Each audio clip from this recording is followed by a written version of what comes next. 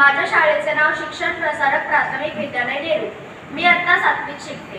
माननीय परीक्षक, आदरणीय शिक्षकवृंद आणि माझ्या प्रिय मित्र-मैत्रिणींनो, सर्वांना माझा नमस्कार। आज मी एका अशा विषयावर बोलणार आहे ज्याच्याशी आपलं वर्तमानच नाही तर भविष्य सुद्धा जोडलेलं आहे। विषय आहे कृत्रिम बुद्धिमत्ता, मित्र की धोकादायक शत्रू। मित्रांनो, मानवी इतिहास पाहिला तर एका गोष्टीचा स्पष्ट पॅटर्न दिसतो।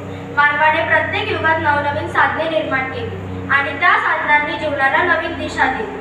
बैलगाडीतून बुलेट ट्रेन पर्यंत, चुलीपासून मायक्रोवेव्ह पर्यंत ही प्रत्येक साधने आपली मित्र होती, पण चुकीच्या वापरामुळे ही साधने धोकादायक ठरली। आता या मालिकेत अत्यंत बुद्धिमान अशी एक नवी शक्ती आली आहे, AI म्हणजेच आर्टिफिशियल इंटेलिजन्स। चला आधीचे मित्र असण्याचे पैलू बघूया। ऑनलाईन लेक्चर, व्हर्च्युअल लॅब्स हे सर्व AI मुळे शक्य झाले आहे। तसेच एक्स-रे, MRI, CT स्कॅन अचूकतेने वाचता येतात। आपल्या देशातील शेतकरी हवामानावर अवलंबून असतात। AI मुळे हवामानाचे अंदाज येते। काही ठिकाणी ड्रोनच्या मदतीने फवारणी केली जाते। AI शेतकऱ्याला माहिती देऊन त्याची कष्टे कमी करतो। आपण स्मार्टफोन वापरतो, व्हॉइस असिस्टंट वापरतो, कंपास वापरतो, हे सर्व AI आहे। AI आपल्याला ज्ञान देते व सोय देते, त्यामुळे ते आपले मित्र आहे। पण मित्रांनो, जिथे प्रकाश असतो तिथे सावली असते। AI चा दुसरा चेहरा आहे धोका रूपी। हो, AI नवीन नोकऱ्या निर्माण करते, पण काही नोकऱ्या संपवायला सुद्धा सुरुवात करते। जसं की टोल प्लाझावरच्या मनुष्याच्या जागी मशीन उभी आहे। बँकेतून क्लर्कची कामे कमी होत आहेत। जर यंत्रे सर्व काम करू लागली तर माणसाचे काय, त्याच्या नोकरीचे काय? महत्त्वाचा मुद्दा, ऑटोनॉमस वेपन, सायबर हल्ले जर चुकीच्या हातात गेले तर हा जगासाठी प्रचंड मोठा धक्का आहे। आता राहिला प्रश्न, AI मित्र की शत्रू? तर मी असं सांगेन, AI ना मित्र ना शत्रू, तर ती फक्त एक शक्ती आहे। ही शक्ती मानवाच्याच हातात आहे।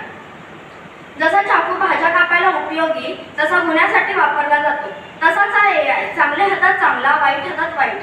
प्रश्न आपला आहे, आपण AI कसा वापरतो? आपण त्याचे नियम पाळतो का? आपण सुरक्षतेचा विचार करतो का?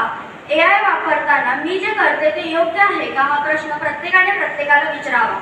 AI प्रामाणिकपणे वापरला तर हा आपल्यासाठी मोठे वरदान ठरू शकते। एक छोटा प्रसंग विचार करा, भविष्यात तुम्ही रस्त्यात चालत आहात तर चालकाविना चालणारी गाडी तुमची वाट पाहते। डॉक्टरकडे गेला तर यंत्रे तुमची तपासणी करते।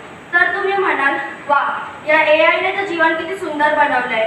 पण AI ला कोणी हॅक केले। तुम्ही गिबली आर्ट नावाचे फोटो बनवतात ते पसरवले, AI ला युद्धात वापरले, तर तुम्ही म्हणाल, अरे देवा, हाच AI आपला शत्रू आहे। चुकीचा वेग, चुकीची वळणं, AI ला सगळं समजते, त्यामुळे अपघात 90% कमी होऊ शकतात। AI ला नियंत्रित ठेवले पाहिजे।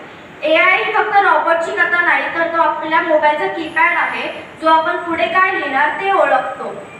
AI वर देशाने कायदे केले पाहिजे। AI चे 2 रूपे आहेत, मित्राचे आणि शत्रूचे। AI मध्ये भावना नाही, त्यामुळे धोका AI मध्ये नाही, मानवी निर्णयांमध्ये आहेत जे तिला घडवतात। पण AI ची यंत्रे विचार करू लागली तर? एक विचार माझ्या मनात आला की माणसे यंत्राला निर्माण करतात, पण यंत्रे माणसाला निर्माण करू लागली तर? AI चे 3 प्रकार आहेत, नॅरो, जनरल आणि सुपर। शेवटी एवढेच की AI मित्र आहे की शत्रू हा निर्णय आपल्या हातात आहे। धन्यवाद।